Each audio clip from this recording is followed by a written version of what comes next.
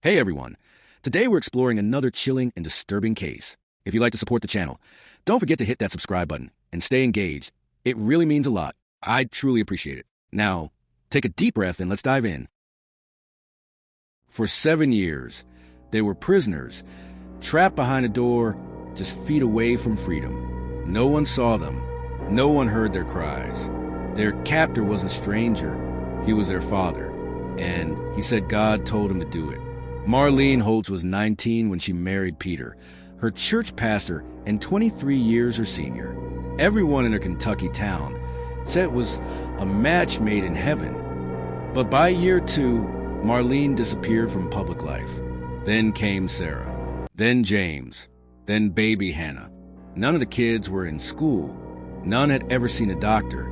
Neighbors asked questions. Peter had answers. They're being homeschooled. They're sick. God told us to isolate. And in this deeply religious town, no one questioned a man of God. But inside that house, there were no lessons, no laughter, no freedom, only locks, fear, and silence. Peter Holtz had turned the second floor of his home into a prison. He called it the sanctuary. But for Marlene and the children, it was a cage.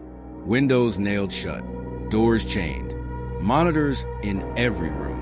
They were forbidden to speak unless spoken to. Peter rationed Ken food and scripture.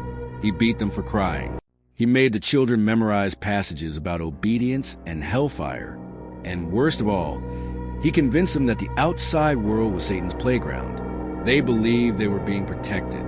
In reality, they were being erased. On March 14th, 2021, after Marlene suffered a stroke, 14-year-old Sarah did something unthinkable. She used a forbidden phone, one Peter had hidden in a drawer, and called 911. It was the first time anyone outside the home had heard her voice. Police arrived within the hour. They found Peter calm, standing on the porch, Bible in hand. But upstairs, 3 starving children, 1 lifeless mother, and 7 years of abuse hidden behind a locked wooden door. Peter was arrested on the spot. He didn't run. He didn't deny it. Instead, he told officers, "I did what had to be done. God told me to protect them from this wicked world." In his bedroom, investigators found journals, dozens, detailing years of punishments, justifications, and apocalyptic delusions. He believed he was a chosen prophet, that the world outside was about to end, and that his family had to be purified before it did. But then, something didn't add up. One of the journals mentioned a second woman, a spiritual bride. And in the basement, hidden behind a wall of olden books, investigators found a locked trunk. Inside, photographs, jewelry, clothing that didn't belong to Marlene, and letters written in a different woman's handwriting. A woman no one had ever heard of. A woman who hadn't been seen in over a decade. Who was she? Where did she go? And what role did she play in Peter's twisted theology? The discovery would blow the case wide open. Because Peter Holtz's crimes didn't start with Marlene. And they didn't end with the children. Angela Monroe was 23 when she vanished in 2009. A recent Bible college graduate, eager to serve, humble, and full of conviction. She moved to Kentucky to work at a small revivalist church run by Pastor Peter Holtz. Her family in Indiana lost contact after just 3 months. She stopped answering calls. Letters bounced back. Police opened a missing persons report. But Peter told them she'd gone on a missionary trip abroad. No one questioned it. No one searched.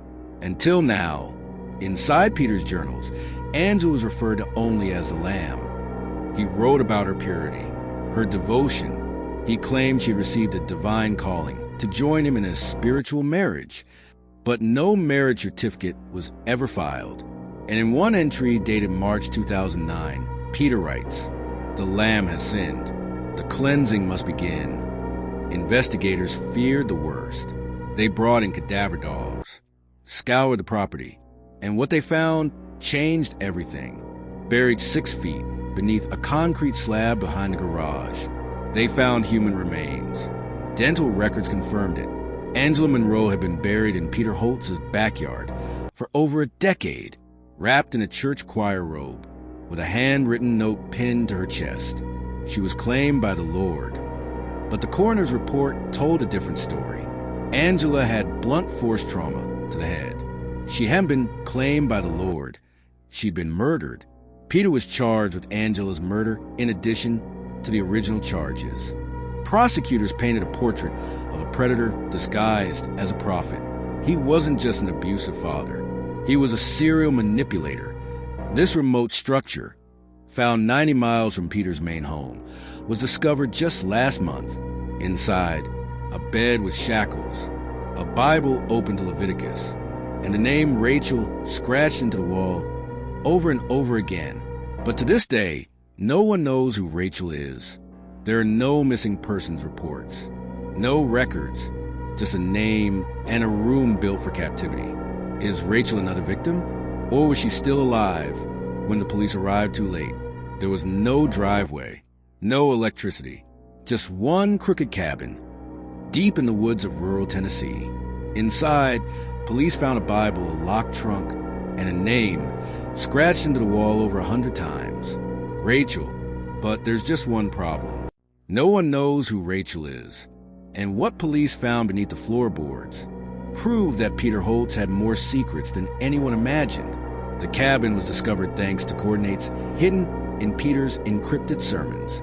It belonged to a shell corporation he created in 2011, unregistered, untraceable. Inside were signs someone had lived or been held there, a mattress stained with blood, chains, buckets, and that name, Rachel, scratched again and again with what looked like a nail. But here's the terrifying part. There are no missing persons reports matching a Rachel in the area. No church records. No known associates. Nothing. It's as if she never existed until Peter brought her here. Investigators re-examined Peter's old sermons. One, dated December 24th, 2013, references the second bride. He calls her Silent Lamb. He says, "The world has rejected her, but the sanctuary will save her soul, even if it breaks her body." They now believe Rachel may have been a runaway or a vulnerable teen who fell under Peter's spell. Inside a cabinet in the cabin, police found a purple sweatshirt with the name Rachel M. written in faded Sharpie, a high school ID card, and a disturbing handwritten contract titled Obedience Covenant. The ID card led them to a possible match. Rachel Morgan, reported missing at age 17 from Jackson, Mississippi in late 2013. Her case was never solved. The family thought she'd run away. Police chalked it up to a troubled home life. But now, 10 years later, her belongings were in Peter Holtz's cabin. A new timeline emerged. Rachel disappears in December 2013. Peter stops preaching publicly in January 2014. Cabin ownership is traced to a fake ministry Peter started that same year. And then came the bombshell. Hidden beneath a loose floorboard, investigators found a waterproof container. Inside, journals, keys, and a hard drive. On it, dozens of videos, many too disturbing to release. But one, dated March 2014, shows Rachel alive. In the video, Peter instructs her to repeat scripture. She's thin, bruised, barely able to speak, but she's alive. That was the last confirmed sighting of Rachel Morgan. And in a later clip, the room is empty. The mattress is missing. And Peter says only the second bride has been delivered. Her soul is now clean. Now, cadaver dogs have hit on a new location, just behind the cabin. A spot where the soil was recently disturbed under a makeshift cross. Forensics teams are preparing to dig. The sheriff says he believes there may be more than one body buried there. Peter Holtz remains behind bars, refusing to speak. But one thing is certain. Rachel's story isn't over. And Peter's sanctuary may have been a graveyard. On the first day of the dig, authorities recovered a human skeleton, wrapped in a floral quilt, with a cross necklace tucked under the jawbone. Forensic testing confirmed it was, in fact, Rachel Morgan, the 17-year-old who disappeared in 2013. The autopsy revealed multiple fractures. Her cause of death? Blunt force trauma, likely from a wooden object. She had also been starved and restrained for long periods. Rachel wasn't just a bride in Peter's twisted delusion. She was a hostage, a victim, and now, an undeniable piece of his deadly ritual. But Rachel wasn't alone. Cadaver dogs led searchers to 3 more disturbed soil patches, each marked with makeshift wooden crosses. In total, 4 shallow graves were found, each one cleansed, delivered. Rachel's name had been crossed out. 3 others were marked delivered, for names had no status at all, and 1 was underlined in red. Maya. The photo labeled Maya shows a girl no older than 15. No last name, no school ID, no records, just a note beneath it in Peter's handwriting. The final lamb. Purity must be preserved. Police believe Maya was the last girl brought to the cabin, possibly as recently as 2020. But there's no trace of her body in any of the existing graves, and no record of her leaving, which raises one terrifying possibility. Just as the dig was winding down, one detective noticed something odd. A rug that didn't match the cabin's age. Beneath it, a trapdoor. Inside, a sealed, soundproof room. Chains on the wall, a mattress, a bucket, and one more thing. A single, still warm cup of coffee. The room had been used recently, meaning someone could still be alive. Or someone had just left. The cabin had no cameras. But a nearby trail cam, belonging to a hunter, captured a strange figure leaving the area 2 nights before the police raid. A young girl, limping, alone. Could it be Maya? Had she escaped? Or did someone help her vanish to continue Peter Holtz's twisted mission? The final lamb. Purity must be preserved. That's what Peter Holtz wrote next to a name that no one, not even investigators, can fully trace. Maya. No birth certificate. No missing persons report. No official records of her ever existing. But they found her photo, her blood, her hair in the cabin's drain, and a trail cam image of someone, possibly her, escaping into the night. The world never noticed when Peter Holtz caged his own family for 7 years. And now, it may have missed his last victim slipping away, just days before the raid. In the bride book discovering the cabin, Maya is listed last. No last name, no date of birth, just age 15. Acquired, August 2020. Condition, fragile but compliant. Status, preparation stage. The photo shows her sitting on a stained mattress. Behind her, scripture scrawled in blood on the wall. The flesh resists, but the spirit must be broken. But Maya isn't in any known national databases. No Amber Alert, no school records. No family has ever reported her missing. So who was she, and where did she come from? Detectives launched a national search for girls who had gone missing in 2020 to 2021. But there were no strong matches for Maya. Then came the breakthrough. A blurred face appeared in a dark web chat room, traced back to an IP used at Peter Holtz's cabin. The girl in the video had long hair, pale skin, and a visible scar above her left eye. The chat thread was titled, "Training the Bride, Day 211. An anonymous user, presumed to be Peter, posted real-time updates. She still won't eat. Punishment tonight. May the final lamb submit before I must deliver her." The last post is dated May 3rd, 2023. But here's the chilling part. Peter Holtz was arrested on May 5th, 2 days later. That means Maya was alive just 48 hours before the police stormed the property, and possibly still alive today. The trapdoor room where Maya may have been held showed signs of recent activity. The mattress was warm, 1 cup of coffee, 2 sets of footprints. That's when police realized Peter wasn't alone. Inside a second hidden drawer, they found a USB labeled Samuel. On it, videos of Maya's training sessions, and another man's voice. Low, raspy, authoritative. At one point, he says, "Peter's gone soft. The lamb's not ready. I'll take her myself." Law enforcement believes that Samuel may be a follower of Peter's rogue theology, or worse, his successor. Investigators enhanced the trail cam footage, The girl has a limp. She's barefoot. In her hand, a silver chain. When forensics examined it, they found it and on the run, trying to protect the only person Peter never fully broke, Maya. Surveillance from a gas station 200 miles away shows a woman, matching Alicia Morgan's description, escorting a teenage girl into a van. The girl has long hair, a limp, and a scar over her left eye. If it's Maya, she may have finally escaped. But the man called Samuel is still out there. And if Peter Holtz created this nightmare, Samuel is the one keeping it alive. They thought it ended with Peter Holtz. They thought the so-called Church of Purification had died with him. But evil doesn't die. It multiplies. And somewhere in the Tennessee mountains, a new gospel is being written by a man no one can identify, with a following no one can find, and a child who may never escape. His name is Samuel.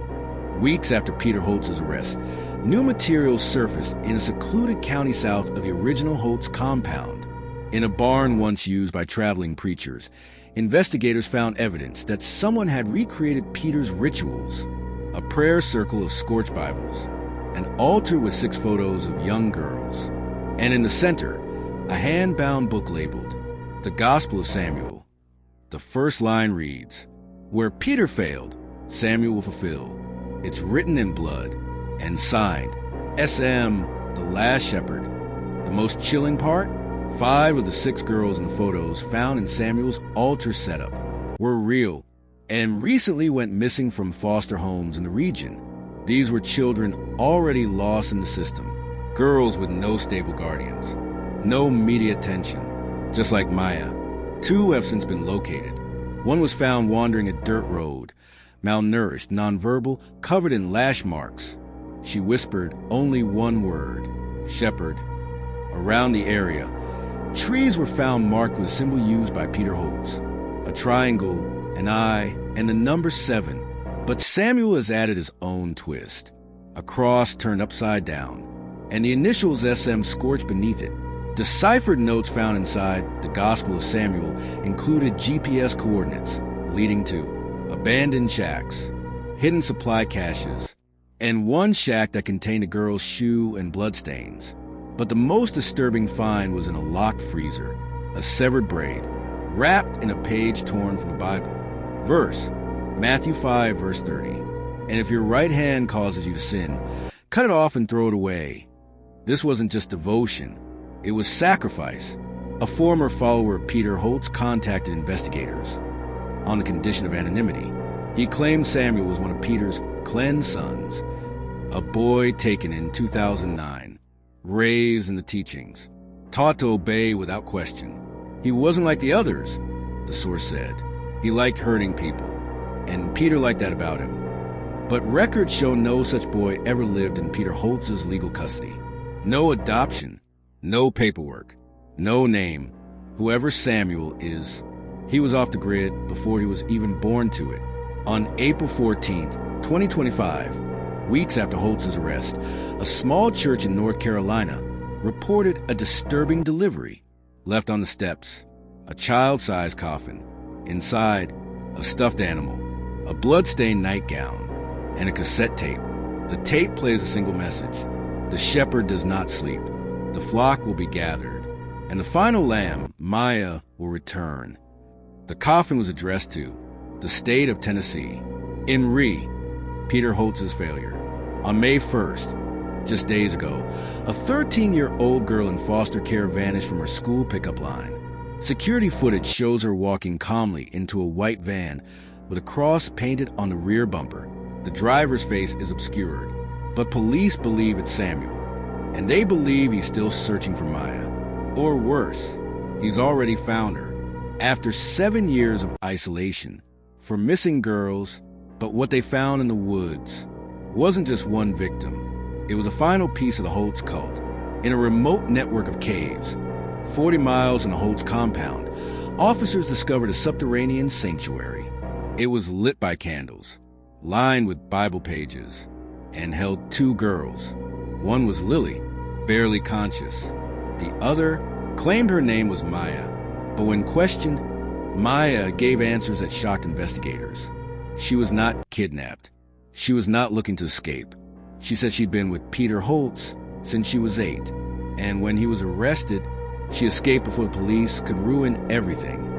Peter was a prophet, she said. Samuel is a flame. I am the vessel.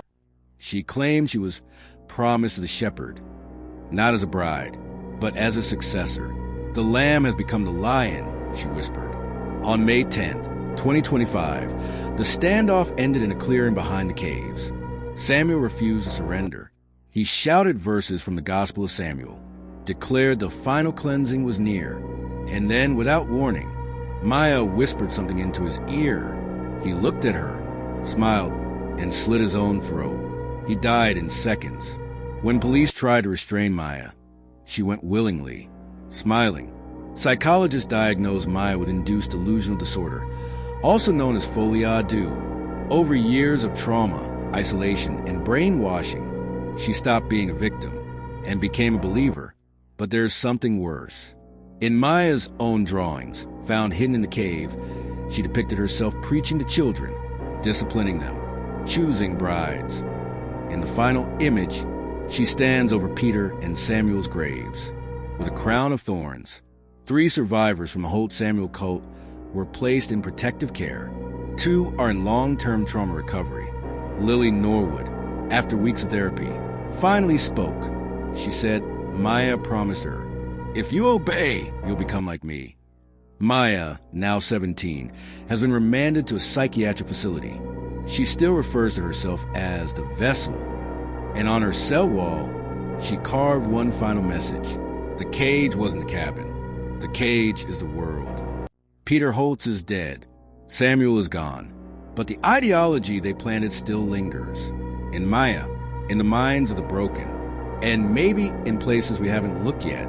They kept a family caged for 7 years, and no one noticed. How many more cages are we still blind to? What are your thoughts on this case? Share your thoughts in the comments below. And don't forget to subscribe to the channel to stay updated with more stories, where each case isn't just about crime, but also offers a lesson for life.